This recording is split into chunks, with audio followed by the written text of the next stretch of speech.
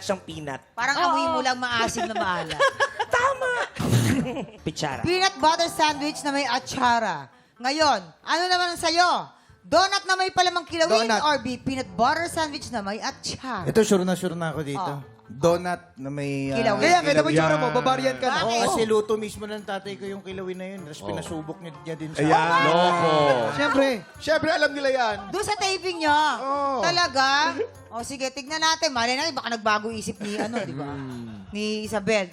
Ano na? Donut na may atsara. Kabog or sabog in... 5, 4, 3, 2, 1. Oh, tama! Hoy! Ala! Kamusta? Kamusta man? Sarap ba yun? Kamusta naman experience mo Anong dyan, lasa? Matt? Anong lasa? Sabi namin ni Miguel, okay naman siya. Okay na yan. Okay na to? Ikaw, okay ka ba dyan sa iyong experience? sa Okay ating na Boys okay with po. Plaster? Gusto ko pong ulit-ulitin po. Ah, talaga Basta ba? kasama Direk, ko po isa pa kayo. raw. Upo!